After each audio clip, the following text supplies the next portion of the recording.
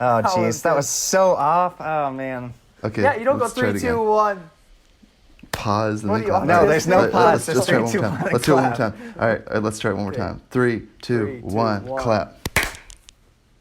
Why you Perfect. say clap and then clap? Are you stupid? Ty, I it's did just- it perfectly. Okay. I did perfectly. Okay, yeah, fine. Yeah. 3, 3, 2, 2, 1. 1, clap. That was about as close as we're going to get, I guess. Well, this is exciting. This is how you start a movie podcast, man. Let's talk about the technical difficulties that went into making this thing. Oh, sweet mercy. We're recording. We even got the video stream recording. Cameron looks like a stud with his white shirt on. Wait, why didn't I get singled out as a stud? I look good, too. Oh, I'm sorry. I put on a nice You shirt both- for this. You Ty, both- he's just saying that because he knows I don't want to be wearing Yeah, it. that's why I'm telling him. I know you look good, so just take it easy, okay? I guess we can kiss each other afterwards, okay? Okay, all right. So we're doing our first movie today. It will be The Joker. No, is it just Joker? I need to look this up. It's Joker. Okay. Starting the movie Okay. podcast off, it is the It's correct just- title of the movie. Okay. All right. Okay, it's just called Joker. Okay, I'm very sorry for any of you fans or nerds out there. To our one fan, we're gonna go around really quick. Your first impressions and not impressions. Sorry, what was it like your first time watching it, and then what was it like revisiting it for this podcast, or if it was just your first time and you've only seen it once, then that's fine too. Let's start with Ty. Oh, okay. So, I guess one thing that I noticed the first time I watched it, it was shortly after it came out on streaming, and I watched it, and I stayed up all night watching this movie, and I remember thinking, like, I remember thinking it was pretty serious. Like, I took it very serious, and only on rewatch now when I revisit, it's like, there's actually a lot of humor in it that I mean, it's obviously dark humor, but the movie isn't as serious as I thought it was. Like, there's actually a lot of jokes in there, even though they're not laugh-out-loud jokes. But, so yeah, I just caught dark humor, more the dark humor, because the tone was very somber and kind of grungy and grimy. But the first time I watched it, but the second time I'm kind of like, oh, it's like a dark, comedy, I guess, black comedy or something. What would you give it out of 10? I'd probably say like 8.5 or 9. I mean, I enjoyed it. Like, I think it's just a fine film. I enjoyed it more than, I know I'm probably going to get hate for this, but I enjoyed it more than Taxi Driver and more than King of Comedy, which is like obviously what these movies, we can get into that later. Yeah. But I can see where, Todd Phillips got his inspiration from those films. But yeah, I enjoyed it. And it's not so much like, I'm not a big comic book guy, so maybe I'm not a good person to go off this, because I know some people are upset about different reasons about how this doesn't really fit into the whole fan lore of Batman and everything, but I don't really know all of that. I don't really have a dog in that fight, so. All right, Cameron. First impression, I definitely the entire film I was like, holy crap, what the freak is happening? But I think I really liked how they kind of took. It reminds me a lot of it. I feel like it has a lot of similarities with the movie Parasite, because I feel like there's a lot of tie-ins of like showing the psychological steps of him like slowly breaking down. Because like it shows off in the beginning. I just really liked how it kind of showed how he was really content with just like his really like poor life. Like he had very little, where he was just like literally like a clown. He had his mom, and like that's what brought him joy. It was just like those couple things, and he would watch TV with his mom and stuff like that. But then it showed like having so little, losing his job, and then losing his mom just kind of put him over the brink of just like, I don't give a crap about anything anymore. And that's why he just like kind of snapped. And I don't know, I feel like it was very, like, I love how they kind of show his, like, point of view of, like, trying to understand. Like, you understand why he does the things that he does. Like, well, you don't understand completely, but you understand, like, the motives behind doing it. Because what he did was, like, ununderstandable. Like, what he did was just completely, like, psychotic and stuff like that. But you understand. After the runtime, Cameron's just sitting there like, no, I get it. I understand. I get it all. I get it. No, yeah, but, like, that's the thing is I thought was so interesting is you understand the motives behind why he broke. It's like you just see the scenes that you're like, oh my gosh, to where like everyone like is against him in his life, and all the little motives he's like, oh, I find joy in this or whatever, and then it's just shut down. Like then he loses his therapist, then he loses his mother, and then he loses everything, and then the only thing he like reaches out to try to find connection with Thomas Wayne, and Thomas Wayne is just like refuses to acknowledge, and he just started calling his mother, who was deceased, like crazy. And then he's like, oh, that's it. And then he's like, can't you just be decent? Like, what's wrong with you people? And then he just punches him in the face when all he could have said, like, I'm sorry, like, I really messed up and like I shouldn't have done it the way that I did. Obviously, that's not the really funny line though is just like, Dad, I'm your son, and then he punches him in the face. That was really funny. Like, which is why, again, that made me laugh out loud this time. It definitely didn't make me laugh the first time I watched it. So I think this movie actually benefits from a repeat watching because it's a lot funnier the second time for some reason. Yeah, is that it? Okay, and then Cameron, what would you give it out of 10? Is that it, Cameron? Are you done talking? No, sorry. No, okay, keep talking. Out of 10, I don't know. Like, as like from a film perspective, I would give it a 10 out of 10. Like there was just very few things that I was kind of like, oh, what the freak. And I kind of understand what you're saying, Ty, as well. Like some people had some problems with, like, because technically, like, Joker wasn't the one who started, like, caused all that thing, and it was just a regular mugging that killed Bruce Wayne's parents or whatever. But that's just like, that's something that I don't. Well, actually, wait, I don't think. Yeah, well, are you saying from the comic book it was a regular mugging? Because I think that's the case of the comic book. They were robbed, and well, actually. I mean, you have, like, Tim Burton's Batman with Michael Keaton where his parents were killed by the Joker, right? And then you have comic books where it was just some thug, and because Gotham is such a dirty street that, like, they were killed outside the theater. But then this one, it was like, hey, Wayne, you get what you deserve. That's literally what the guy says, and he's wearing a clown mask. So I don't know if he's doing it because he's like, this is all your fault, all the socioeconomic and political unrest that's going on in the city, in Gotham. They're like, this is the breaking point and you get what you deserve. Like somehow it's his fault. It's not like they actually linked him to cutting the funding. I guess they're just upset with him because he's rich. Is that the implication here? Because they didn't really tie that in. There's not a one-to-one. It's like, I'm a rich guy, so I deserve getting shot right now with my life. That was the one thing I just didn't understand why he said, like, you deserve that. But I thought it was interesting to tie in because I feel like that's what creates, like, an interesting combo of, like, a possible future of Batman and Joker. Because then you see, like, you were pretty much the cause for my parents' death. And that could create, like, overbearing things to where you're like, oh my gosh, like, reason to hate him. And so that would, like, battle against, because Batman's super justice, and he's like, okay, I can only do stuff, like, I can't have my, like, motive, like, my emotions take over. So that could be, like, a really good thing, like, if you wanted to do it in like a film later on that could, like, really battle with his inner turmoil. Yeah, and like I said, setting up for a sequel, I get why they did that. But again, it's like, he says you get what you deserve. And I'm like, how is it any in way linked to why everyone's life sucks? Like, maybe if they had mentioned that he was cutting funding, because we see a scene where he's with his therapist and they're like, there's no more funding, so we can't give you help anymore. And it would have been great if it was like, due to the Wayne Act or something like that. Like, we have funding cut because of Wayne's actions, but he's not directly linked to anyone. He's just a rich guy living in a crummy city or near a crummy city, right? He lives in a nice mansion outside of the city. But yeah, it's weird that they're like, you get what you deserve, and I'm like, how did he deserve this? I think like, I think what I really enjoyed is, like, the fact of him saying what, like, you get what you deserve. It's kind of like the both sides of how generalizing they're doing of everything. Is because you see the rich people generalizing all poor people as, like, dirty and, like, crazy people, and then you see all the poor people characterizing all the rich people as, oh, these evil, like, pricks who, like, don't give a crap about us. And so, like, that's what I thought was really interesting, is, like, of doing that, because that's why you see, because, like, once those guys died on the subway, like, we don't even know their backstory. We don't know. We just saw that they were kind of being, like, douchebags on the subway, and so we automatically assume, oh, they're complete, like, douchebags. Like, they could have just been, like, drunk or something like that, and then we just killed them, and then everyone was like, oh yeah, we're better without those three, like, losers, like, on the street. And so I thought it was really interesting to show, like, well, you don't even more know like those Wall Street, losers on Wall Street. Yeah, I mean, they didn't look like they were homeless people.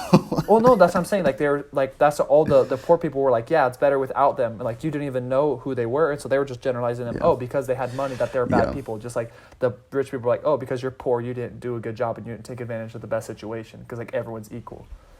Very interesting. What about you, Jordan? What was your experience like seeing it for the first time and revisiting it? Well, I just have to really quickly say I'm so glad I have the nerds on this podcast, because you guys, like, know, especially Cameron knows the stuff when it comes to DC. Just grew up watching, just to give them a little bit background, because I should have asked you guys to give a little bit background about how much you know about superheroes and stuff. Cameron grew up watching a lot of DC films. I don't know if you ever read any of the comic books, but... No, I haven't read any of the comic books.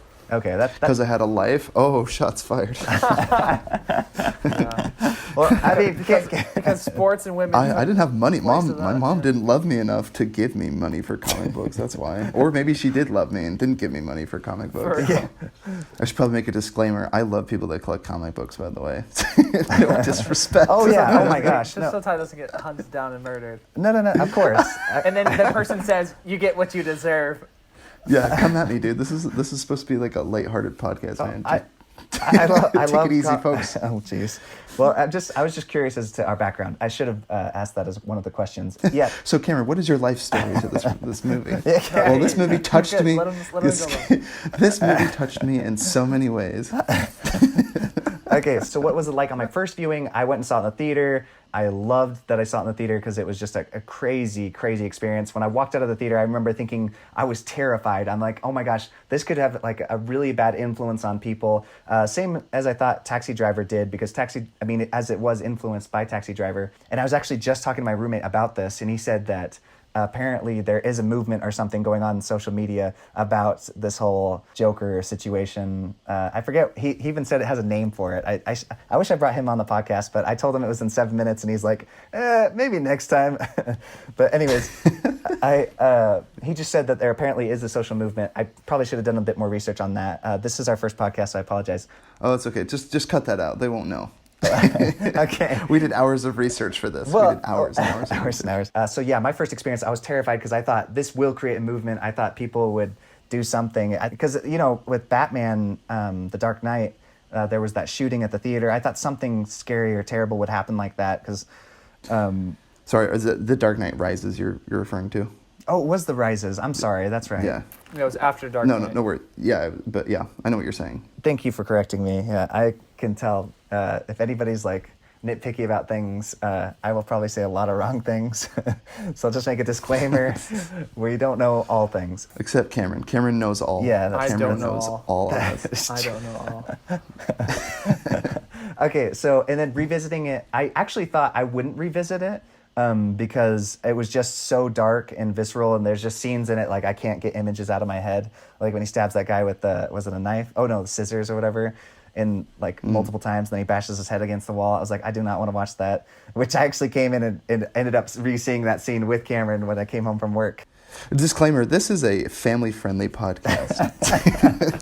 Yeah, well, we try not to swear on this podcast, so anybody that cares about that. So yeah, second experience. I'm actually glad I rewatched it because when I checked what I gave it on IMDb, I gave it like a 6 or a 7, which I actually want to bump up to an 8 or 9. Maybe even a 10, just because the second experience, like Ty mentioned, I actually do think it's actually a great rewatchable because as I was watching it again, I was like, oh my gosh, the music in this is amazing. I know another podcast me and Ty like to listen to, they said that they didn't like is it cello, the music? I thought the music was amazing. So I don't know what they were smoking. I think it's outstanding, dude. I think it really adds. I mean, I think it's a two-way street. Like, sometimes if you're being force-fed something, it's like, oh, take this moment seriously. Let's put in some somber music. I can understand the gripe with it, but to me, it's like, movie is a medium in which you use images and sound. So you really should use both of them to your advantage, and maybe he went over the top. But mind you, I mean, Todd Phillips is he's a freaking comedian director, right? I mean, he made the Hangover films. Like, I think he has an eye for humor, so I think this was really challenging himself and trying to do a very serious film. Was he as successful at it as his comedies? I don't know. I think actually, well, you even said the second time you rewatched it, you noticed things that were funny. I think it actually is a comedy. Maybe because it's like all the tension's deflated. Because like the first time you watch it, you're just like, what is going to happen? I've heard this movie so dark. I hear about movements, like you guys said. I heard about the movements. They're like, oh, they're going to have rioting in the streets. Like, what are the implications of this movie? And then nothing happens, and everyone. I mean, yeah, you're going to get like online groups that do their hate groups and whatnot. But it's like, sure. But it's like nothing happened. Everyone's fine. Everyone just continues on with their life, and the movie goes away. But then it gets brought back again at the award season because it won a lot of awards. By the way, There were some scenes that reminded me of Joaquin Phoenix, his acceptance speech. Oh, yes, thank Best you. Actor. That's what I was thinking too. Yeah, well, we could talk about that later, but it made me laugh. I do want to talk about that, and we'll get to that in just a second. So let's do a quick recap. Wait, just a real quick kind of comment on the music that what you guys were talking about. I thought the soundtrack was fantastic, and like the one part is like I thought was interesting about the. Are you referring to the soundtrack or the score for the movie? Like the. Like the cello part that you guys are talking about. Right? Yeah. So the score of the movie. Yeah. Yeah. Okay. So like in relation to that part, I thought it was really interesting because like in my perspective, I thought because always in the moments that they usually would play that, it was usually him by himself, and so I always thought of that as like the music in his head, and so I always thought it was kind of interesting that you see just like. I thought it made it even better because it showed him as like, even more crazy, you know? Because he just like, it always shows him like dancing at these parts, just like really strangely, where you're just like, what is he dancing to? Yeah, Cameron, and then you like, should back up and do a little demonstrative dance for all of us, Cameron. Do the Joker dance. no, do the Joker. Lots of And air it's pumping. Good with the hands, like. yeah, he was like, and so I thought it was just really interesting that I kind of thought of it as like other people just looking at him, not hearing the music, and just like looking at him, and he's like has like that symphony, you know, going on in his head, and he's like doing his dancing, and then everyone's just like he's even that crazy, that much like more crazy. And so I thought that was really interesting. It is interesting that you bring in the music in his head, because at the very end when he's talking to the therapist in the psychiatric hospital place that he's at, I don't know if it's Arkham Asylum or something like that. Yeah, I think it's Arkham. Right? I believe so. Yeah, and he's there and he's talking to her, and then he's smoking a cigarette, and he actually starts lip syncing to the sound of the song that's playing at the end. So you see him mouthing the words, and I'm assuming it's not playing over intercom or whatever. Yeah. So yeah, the music's in his head, and yeah, so. Exactly. So that's what I thought was kind of interesting. Like it shows like that was something that kind of just like brought him. It's the only like type of piece that he could kind of come to. But it's like a chaotic piece, which is really interesting because that's why Yeah. Right. Yeah, that's why I kind of felt like too. I loved it. I loved how his dancing wasn't like good or like normal. Like I think that's what kind of made him special as well, because you should show, and I love it. Most of the scenes when he was dancing, he was shirtless, and you could see kind of his deformed body, and so it like just showed like all of the creation, like all of the bringing up that kind of created him into the person that he is. And so it's like you see his dancing, like why is it deformed? And you look at his body and you see like why are like his ribs like really like that? Why is his stomach? And you're just like, this is just kind of a messed up person. And so that's why I like them. And you can go. Yeah. Just like I don't think this is a deep reading on it, but I'm sure a lot of people picked up on this, and I might be reading this wrong, but I always thought like every time they use stairs, I'm actually thinking of it because you mentioned Parasite earlier, Cameron. There's a lot of similarities in the socio-political, unrest and messages that are in these films that kind of link each other in a way. The stairs, he's always ascending the bottom of the stairs, and it always looks like drudging. He's like constantly going up the hill, and he's always trying to get up ahead, and then finally he's descending the stairs, and he comes to terms with the fact that he's a loony and he's never gonna amount to anything, and he just accepts who he is, I guess, right? And that's when he's doing the silly dance. And funny, the music in his head, it kind of makes him look cool, kind of goes slightly slow motion, it's playing the score, and you think he's cool, and then the cops are just like staring at him, and I don't know who the cop is that looks at him. He kind of looks down at him, he's just like, what the heck? like, and then he's like, hey, Arthur, I got a few questions for you. Like, he lets him dance for like 2 minutes before he even says his name. They just stare at him, watching him dance on the stairs. And they're like, hey, we got questions. Then he stops dancing. He's like in the middle of an air pump, and he's like, oh, and he starts running. It's so funny. I don't know. I think that's so funny. But anyway, yeah, music. I think it's really super cool. interesting as well. In that scene when he starts running away, and when he gets onto the subway, a thing I think is really interesting is because I love it how it shows just kind of like how capable the masses are, is because you see the scene where the guy's like holding a revolver. He's like, get the F back, and he's like pointing to all of them or whatever. And then like in that revolver, there's no way he could take out everyone on like the train. But in most movies and in most situations, if a person does that, everyone's in fear for their own life, so they back off. So I think that's what's so interesting is like that's when it kind of became like a following, is when they're like, okay, I might die, but for the math, it's going to be good. And so they just start like attacking the cop, where like that there's a possibility that you could get shot, but they're like, no, but it's worth it for like to protect like him or whatever, to like take down the government. And so that's when I kind of saw like the shift of like everyone just like, oh, I'm not worried about my own life, and I'm just worried about like taking down like the government. Taking down the government one policeman at a time. Yeah, they're freaking.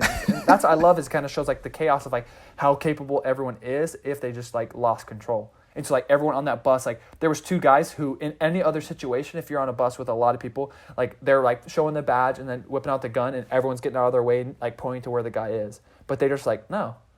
And so like I thought that was really interesting that they did that. Did any of you, I'm kind of curious about thoughts on the slow descent into madness. By the time I walked out of the theater, I felt crazy. I was like, I tried to do like the Joker laugh. Like I was like, I felt insane. Like I loved it. Yeah, I mean, it is a very narcissistic film, right? I mean, I felt it more so, and maybe the movie is more divisive than movies like Taxi Driver because it's so easy to not relate. What's his name? Travis Bickle or whatever his name is. Oh, really? Because I felt like Gosh, I I should could, know. which maybe says a lot about me. Wait. Are you, Taxi Driver? No, because I'm saying I felt it more for Joker than I did for Taxi Driver. No, I felt it a lot for a Taxi Driver because I mean, I understand, No, I understand isolation and feeling alone, and Yeah. Does that say a lot about me? This is a podcast, not a therapy session. All right? Sorry. Mind you, we don't swear on the podcast, but we will mess your mind up with some scary dark turns. Okay. No, but I get that actually. We all have had moments alone, and I don't think you're wrong in feeling that. But like I said, yeah, the movie is more narcissistic, and the way it shows him having such a great time, you almost wonder like, oh, that maybe that would be fun. But then you're like, I wouldn't want to live in that society though, getting shot in the face on TV just because I'm trying to cut the program. So anyway. One thing I thought was interesting, Ty, is I was talking to Jordan about this a little bit earlier, is I think it's interesting how they showed, like on the TV show, I thought it was really evil of the guy. First off, to invite him there. And so that's what I knew. And I even told Jordan, I think when I was watching it, I'm like, he's inviting him there just to make fun of him. There's no other reason why you would take him on the show. And so I think it's kind of sad is because like Joker being, I don't know if it was naive. Well, I feel like it was like partially naive because he thought there was maybe a chance that they would like respect him. But at the same time, it wasn't naive because he went there with a gun, knowing that the most likely outcome would be him murdering him. But I think it was so, like, I don't want to say he deserved it because obviously that's the killing or whatever. But like the way that he reacted after finding out that he was a killer, I thought was like disgusting. It's because he's like he admitted like that he killed the people. Immediately should have called the cops and just gotten like, take this man away. But no, what did he want to do? He went above it, like trying to go above his pay grade and was like doing the job of the cops and be like, why would you do that? You think that's okay? And he just wanted to make even more of a fool of the dude who already was a psychopath. Like you're just trying to make a psychopath be like, yeah, but you're a bad guy. And like, yeah, he's a bad guy. He just killed 3 people and you're going to make fun of him on national TV. Why? So you can get more ratings. And he just kept interrogating when like it had gone like a minute or 2 minutes like after he had already like confessed to killing people. And he's like, you think that's funny? And he's like, yes, I do. And I'm not afraid to like, and I'm not going to stop pretending that I don't think it is. And like at that moment, take him off the show. Like, stop the recording. I don't give a freak what is happening, how many views you're getting. Like, lives are in stake. And then that's why he was like, no, I don't give a crap. And then he just shoots him. And I'm like, dude, you did that to yourself. You had so many opportunities to, like, avoid, like, that situation by, like, you have a serial killer on your show, and you just let him talk. Don't give him front stage, because that gives no power to Joker. You like, imagine if you took off the cameras. He's not going to shoot you. What's it going to do? So you take it off the camera, like, okay, no, we're no longer airing this. Like, you're going to jail. Versus him being like, no, this. And then it gives a public scene. And so it just, like, fueled the fire. So that's what I thought was really, like, arrogant of that dude to do that. In a way, not only does it remind me of King of Comedy, which is obviously this is an homage to, it actually reminds me of American Splendor. It was a movie starring Paul Giamatti back in 2003. I don't know if you guys ever saw this one, but it's like he's playing Harvey Pecker, who goes on to Conan's show, and actually I don't know if it was Conan. It was what's his name? He makes fun of the cat lady. What's his name? He has a beard now. Gosh, I can't even remember. Jimmy Kimmel, Jimmy Fallon. No, he's the older one. Oh, Dave. Oh, that's embarrassing. Late Night Show with What's Dan. his name? I don't know. Oh, I can't even remember. Anyway, he goes on his show and he's like, they're making fun of him, And The Ellen Show? He has him as a guest and he brings, what's that? The Ellen Show? Or what's her name? No, the Ellen Show? No. She has a beard? Ellen usually doesn't make fun of people. No, it's like the guy that brings in people to make fun of him. What's his name? He's the old guy. He's got a beard now. Just keep going. Gosh. Sorry. I was just joking. Yeah, who cares?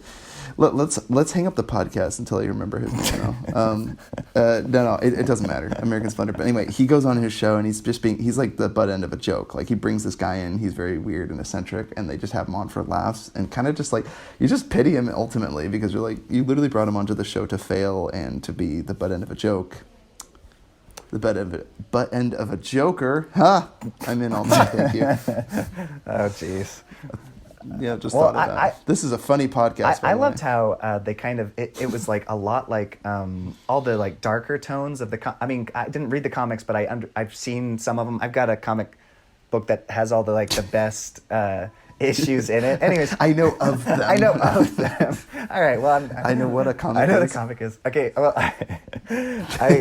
what I'm trying to say is I've read images, I mean, certain parts of comics, and I've seen a lot of the cartoons, and there's certain, I mean, versions of the Joker where he's kind of this darker, more violent, even some of the jokes he does in some of them where it's like, this person will die, he puts them on. I just remember there being like a train to somebody's death, and it's like if Batman didn't get there in time, they'd die, and he does these elaborate things. I guess all villains kind of do that, but him, I don't know, just when he shot George, well, I almost said George A. Romero. What's his name? Robert De Niro. Robert De Niro. Sorry. His character was Murray Franklin. Those names are kind of catchy. They're both Italian, right? I'm just kidding. I don't know George A. Romero. He's probably not Italian. I'm going to stop talking now. But not to generalize anyone. Yeah. Anyways, what am I trying to say? I lost my train of thought.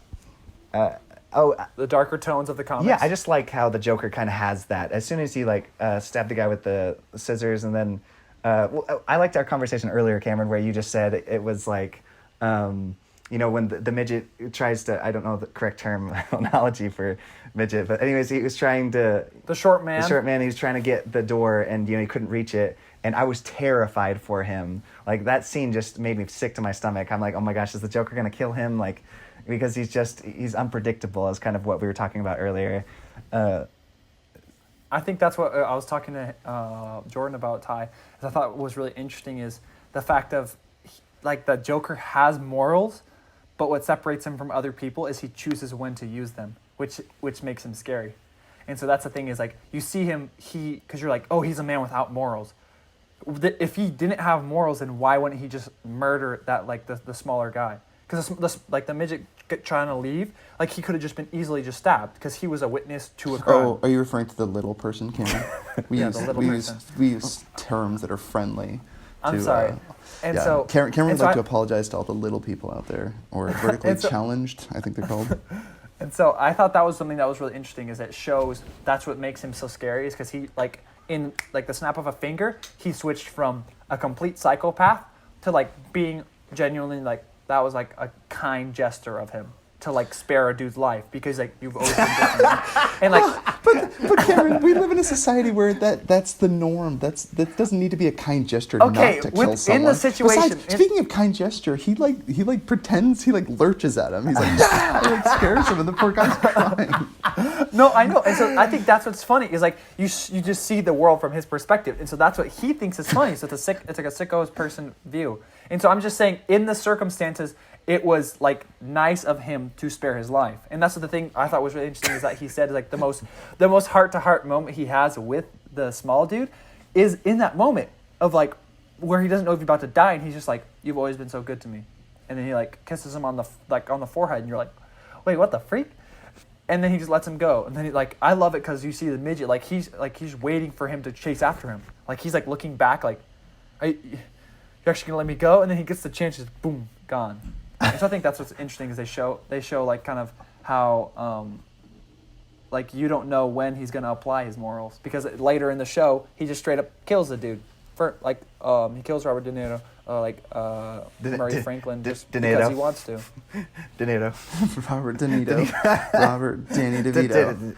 Robert DeVito. Robert DeVito. I said De Niro. No, you said it. It just sounds funny when you say it, because Cameron just got back from Brazil. He's been there 2 years, so in case anybody doesn't know, he might talk and sound a little weird. Yeah, don't judge my English. Yeah, we'll forgive him. You need to get back to English. You start speaking English. My English skills are pretty bad. Okay, I want to do most favorite rewatchable scene. If your roommate was playing it, or your wife, Ty, in your case, if she was watching it, I don't know why Maddie would be watching it, but if she was, and then that scene popped up. If you were on your phone or something, or playing video games, and you heard that scene coming on, what would that scene be that you were like, oh, I gotta watch this, or I gotta see their reaction to it? What's your favorite scene? Yeah. I gotta say, it's tough, because there's probably a few scenes that boil down, like, obviously that whole interview at the end on the TV is very, you're watching it, it's just a constant build up, and it's just a rubber band, it's just stretching, and you want to look away or get your hands out of the way, but you keep pulling it until it gets too tight and it snaps and it really hurts, because it ends really gory and really scary. So I guess spoilers should be said. Spoilers on this podcast or whatever. But yeah, when do we mention spoilers any time? Oh anyway, shoot! Do we do spoilers? Yes, there's definite spoilers in this. I'd be surprised if anybody hasn't seen it and is listening to this podcast. That might be. I just can't imagine that. I don't know. Someone's like, well, I thought I'd watch the podcast, then watch the movie. Maybe, I don't know. Or listen to the podcast. So yeah, the interview at the end, and then I don't know why one scene that obviously the staircase dance scene. Yes, that is mine. That's mine. But there's a scene where he's outside and he's just kicking a bag of trash. Like that bag of trash gave him a dirty look. Stomping and like he's the ground. Yeah, and you're like.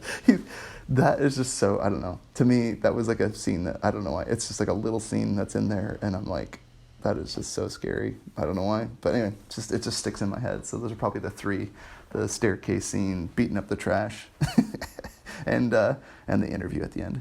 I think that's really interesting, Ty, that you mentioned that, because I feel like there was a lot of really just good scenes of showing kind of the psychological state of him. Like I loved, you start to see when he starts to snap, is one of my favorite things of showing his progression into insanity was the scene where he punches out of work, literally, where he's just punching the punch out box, and he's like, I'm clocking out, and just and knocks it off the wall, and everyone's kind of like, what the fudge just happened? And no one addresses it because it's not serious enough to be like, oh, that dude's a psychopath. You're just like, oh yeah, he's whack. And so I think it's really cool because you just dude, they're probably all sitting there like, dude, I feel you, man. We're all clowns. This is a dead end job, man. Like, what are we doing entertaining kids still? Yeah. The movie It's gonna come out soon, and no one's gonna hire clowns for birthday parties. And so I think that's what's really interesting. That was one of my favorite scenes. Is just seeing him punch the box off the wall to where you're like, oh my gosh, he's starting to lose it. And then another he's starting to lose it. Cameron's never quit a job before. Let it be known. He's like, I respectively put my name tag and my ID. I don't know if punching the thing off the wall though is the most sane thing to do. But anyway, like I was saying, another scene that I really like to kind of showed. What is one of my favorite scenes was because I did not see the thing of her not being actually involved in his life at all. That scene when it shows every memory that he had was all falsified with her. I was like, oh fudge. When you just see him at the, you see him not talking to nobody at his, or opening the door and there's no one there. And then you see him at the hospital with no one patting him on the back, that no one's there to support him during that hard time of trial. And you see no one's there to go on the date with him to go get that food, and he's just all by himself. And you just see how long he just had to create something in his mind. He had to create something in... Well, go ahead. Well, I was just saying that how you had to... Go, Jordan. Go. Wait, let me say something. Wait. I do have a quick. I do have a quick thought about that. Although I do like that. I'm all down for a good twist. M. Night Shyamalan, good for you. But I may he rest in keep peace. making those movies and twists. I felt like it was a little bit too on the nose. I just felt like it was like. I felt like they could have been a little bit more subtle about it. It didn't need to be oh, remember that scene? She wasn't really there. Remember that scene? She wasn't really there. I did like the reveal, and yet I felt like it was a little too on the nose. I felt like it could have been a bit more subtle, but oh, was it all in his head? That's why I loved the ending, because when he said, I just thought of a great joke, and I'm like, oh my gosh, is this whole film just something he made up? Because that fits totally with his character. Or is he just talking about the part of how Bruce lost his parents? I just thought of a funny joke, I caused that. But then he wouldn't even know who Bruce was, would he? No, he does, because he thought it was his brother. I don't know what I'm saying right now. Are you seeing the curvature of the earth yet, Jordan? You're understanding this film. Dude, that's flat, one thing that I don't know if that's in the comics, because that would really blew my mind when you find out that he's possibly Thomas Wayne's son, and you're like, that means that Batman is related to the Joker, which would make it even. Have we established that he is the Joker? I don't think it. Because how does that make sense in the DCU? Wait, have we not established universe? Wait, I have issue. He's not really their son, though, is he? He's not really the Waynes. Huh? The mom was proven crazy, and so she wasn't actually. Hey, people. Here. Just did a quick interruption. Why don't I relook it upstairs real quick? And so no, that's what I'm saying. I know, like, they ended up finding out that he was adopted, and that he was beaten as a child or whatever, just by her because she was insane. But like, I think that's what, like, the possibility, like when they showed that, and I was like, oh my gosh, like the possibility of maybe like Batman and Joker being related. I was like, holy cow. But I think that was really interesting. It's just because like that all ties into the fact of him feeling so out of place. It's just because he doesn't even know where he's from. It's like he doesn't know who his father is, and so he doesn't know. All right. I didn't want to cut out early, but I might need to get off in just a minute. You're so, good. but you can just cut me out after this podcast. No, I you're probably good. don't see anything Just else really quick meaningful, before you go, a couple things. What was the last best thing you've seen, and anything you recommend or plug? Oh, I just saw a movie called Extraordinary. We probably will I think talk we'll about it do on the one about podcast. I that, yeah. freaking loved it. That was such a great movie. Will Forte, and a shout out to everyone involved with that film. It's so funny. I love dark humor, and it's a great movie. So yeah, that's probably the best thing I've seen lately. And then going back to this movie, Joker, would you recommend it to anybody, or is it one of those movies like what type of person would have to watch it? I mean, like, yeah, if you're a psycho, sick, sadistic loser, this movie's perfect for you. So yeah, if that's right up your alley, man. Just don't wait. Get your tickets now. Hey guys, thanks for talking about Joker, guys. Take care. All right, bye. So I'll probably have like 5 more minutes. Okay, well, yeah, then we'll just actually wrap it up right here. This is a bit shorter. I mean, it is our first podcast. That's fine. Usually, I'm going to try to do an hour per podcast, but we'll do this one, what is it, 30? We're like at almost 40 minutes, 40 yeah. minutes. So let's just wrap it up with your final thoughts. Who would you recommend it to? And then also, are there any shows or anything you've watched or done lately that you're like, oh, people need to either, it doesn't have to be a movie, it could be a song too, if you're like, oh my gosh, I just heard this song, it was amazing, because I know you're all about that music. No. I think one thing that definitely is like my final thoughts on the film, like would I recommend it to anybody? I don't know if I would have to know the person very well to recommend it. It's not a film that you just recommend to like one of your, just like some random person like, oh, what should I watch tonight? You don't just like, oh, the Joker. Like it's just kind of a really heavy film. But I feel like if I knew somebody and I knew that like violence and stuff like that was not like a super big, because it's definitely very violent and very dark, kind of like you were saying, with many like undertones or whatever.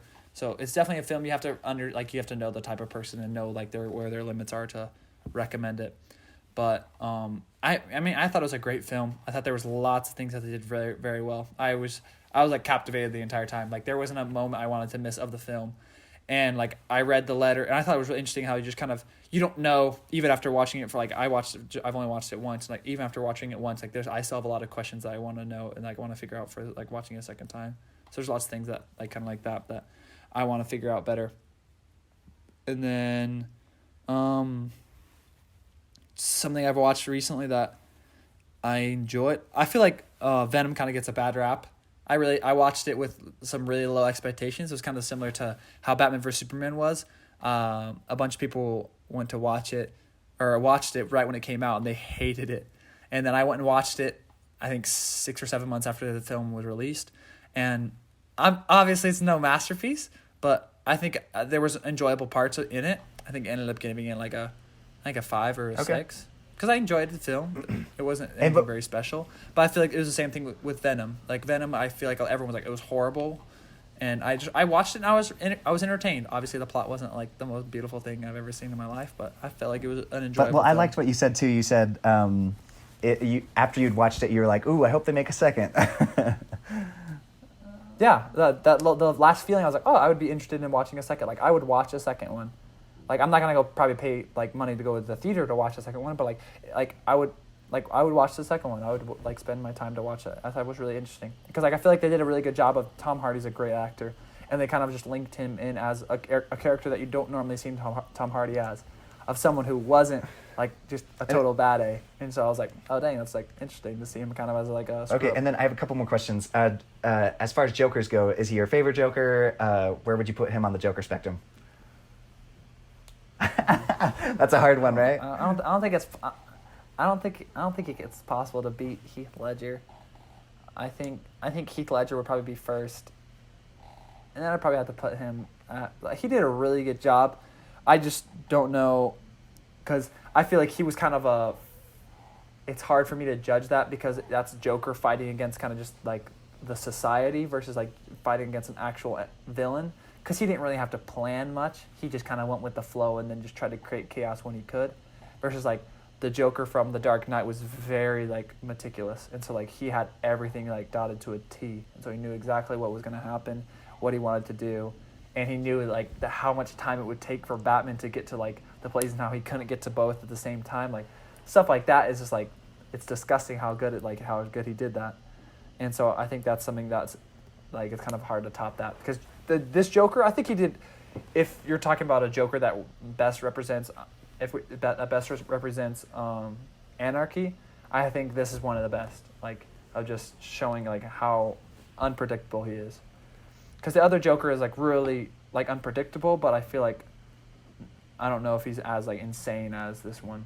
Yeah, I mean, I love them all for different reasons. I mean, I obviously love Mark Hamill's voice doing the Joker. It's amazing. And then, because it's just how I picture Joker. Maybe it's because we grew up watching those cartoons.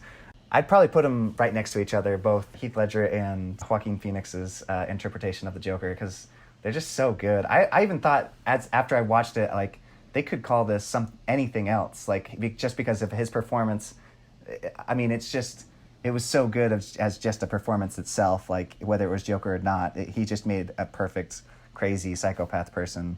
I just thought it was such a fun, good interpretation, because it is scary, especially when, I mean, I can't imagine the pressure he must have felt like as an actor, like to play that part, or maybe he was just excited about it. I don't know, but because I know he takes a lot of his roles serious in most of his films that he does, but it's just, I mean, not only is this character so enthralling and just like pulls you in. I mean, for me at least, it was like exactly what I wanted in a Joker. I just like was like, this is amazing, because I was so nervous. After Heath Ledger, then we had Jared Leto in Suicide Squad. Oh goodness! Let's just not even talk about that. Well, I even liked Jack just Nicholson in the old Tim Burton Joker. I thought he was great. I mean, it fit for that film and that time and kind of everything about that, but it's just, I love these new interpretations of them, and I'm fine seeing more, because I know we're having a new Batman come out, and I'm curious if they'll have a new Joker or not. So it'll be interesting. I'm so. I saw the trailer for that actually the other day, and I was like, well, it was a teaser though, wasn't it? It was just like okay. Yeah, it was just but I'm so excited, Cameron. You got to see some of his. I know you've only heard about him in Twilight, but if you've seen some of his other films, dude, I am so excited. I saw him in the one where he gets lost when he gets like he robs or he steals the wrong patient. That one's hilarious. You remember when he goes to the hospital? We did watch that together. Yeah, that one was a great film. Yeah, good time. Yeah. Yeah, I think I gave that one an 8 out of 10. That was great. That was like really good quality film and stuff like that. And it was really funny. It was like every turn like. Oh yeah, and he's going to be in the new Christopher Nolan film. I am so excited about Tenet, dude. We are totally going to talk about that. Oh my god. And that one's going to be dang good. I'm super excited for that one. Yeah, there's so many good movies coming out. Oh my gosh, dude. Okay, that was the other section, Cameron. Is there anything you're excited about coming up in the future? Coming up in the future? I don't really know much of what's coming out. I was just watching most of the, what's it called? Because most of the trailers I've watched are from things that I've already missed. And so I'm just watching trailers to try to get interested in other things. Well, tell me what you're excited about that you haven't seen yet, because you've been gone for 2 years, so you haven't had a chance to, because you were in Brazil in the Amazon rainforest, you hadn't had a chance to watch anything except like Aquaman without. I added a couple onto my watch list that I thought were really interesting looking. You're super excited about? I watched the commercial for Loose. That looked decently interesting. I was interested by it. I was just watching the trailer. I don't even think I know what that is. It came out in 2019. It has the same actor from Lie to Me. Oh, I'm really interested. I really looking forward to watching The Invisible Man. Holy freak, dude! I just watched the trailer for that. Oh yeah, that's a good one. Amazing. Yeah. And so that one, And I thought also, I was watching an interview of Ryan Reynolds, and he was talking about Detective Pikachu, which I thought was kind of interesting. He said it's like a really good, just kind of a takeaway from society. He said like it's just like an hour and 40 minutes of just being able to kind of forget about society or whatever, and just kind of enjoy a fun movie. So that looks. You should watch that. I think you would like it, Cameron. Being a Pokemon fan, so. Yeah, but that, and then I think that's pretty much the main ones that I want to catch up on right now. I just really, really want to watch The Invisible Man. That, just watching the trailer, freak, dude. Well, dude, the same guy that made that movie, he made a movie called Upgrade, which is amazing, and we're going to have to do that on the podcast, because, Cameron, that movie is so good. He's just a really good director, yeah. Really? He's done some really good films. Let's see. I think that about wraps it up, because I know you got to get going. Just wondering if I should wrap up with any other thoughts before we go. Because this is our first one, so hopefully it won't be so rocky on the next one. I wonder if there's anything we missed in the film, though, because that was such a great film. Oh, a few shout outs to we got 2 characters from Atlanta that I loved. It's Atlanta, the TV show. Remember, there's the girl that his imaginary girlfriend. Uh-huh. Yeah, the girl. And then the guy that's working at that counter with the. Yeah, when he steals the file at Arkham thank you. Asylum. Yeah, I love those actors so much, and I hope they keep getting work because they are so much fun. And then let's see. And then I thought that was a pretty interesting scene as well, just like when he steals the documents, because it's kind of another thing where that's crazy, but it's kind of another one of the punching the clock off the wall. It's like something crazy, but it's not like anything too crazy. So you can't really be like, oh, he's a complete psychopath. You're just it's kind of weird that he stole those documents, but whatever. And then he's just running away. I love one of my favorite, I don't know if they intentionally did. They probably definitely intentionally did. What the director did is the way he runs. Yes. It's just so abnormal. It's just I love it because he always looks like he's running with clown shoes on. It always looks like he's just running with and so that's makes you what the freak is wrong with this guy? And he's just always running. And another thing that they focus a lot on is they always show him kind of trying to open up his boots, which I really thought was interesting because a lot of time they would play the music, and I just thought it was interesting.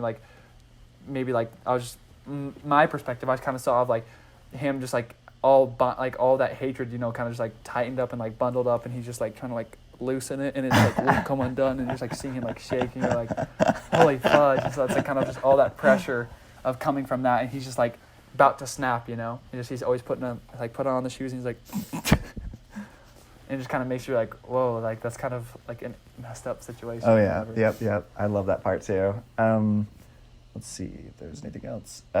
Okay, well, I guess I'll just say my final thing is, I just watched Why Don't You Just Die, which I think we should do on the podcast, which is amazing. It's a foreign film. Opening scene reminds me of Kill Bill. Just crazy, wild film. Pretty violent, but it's really good. And then also The Platform. We're definitely doing that on the podcast. So there's just a ton of films. I'm so excited to be doing this because thanks to Cameron, we have finally got it rolling because we've been talking about it forever. We just love movies so freaking much, and hopefully if anybody has any ideas of things we should do or steer it in a different direction, let us know. We'll start up an email pretty soon here. Because I don't know if I want to get a ton of spam towards my regular email, so I'll create one by next podcast, and hopefully have something better set up. Any final thoughts about Joker? Hopefully we didn't miss anything, Cameron. I think it was just overall really enjoyable yes. film. Just really definitely dark humor and dark kind of overtones, but I think overall exactly, well done film. Yeah, I mean, I might not recommend it to any of your member friends or parents, definitely not. But anybody that's a huge superhero fan, definitely watch it because it's great. Any fans of the Joker, obviously, it should be on the top of your list if you like the Joker as a villain.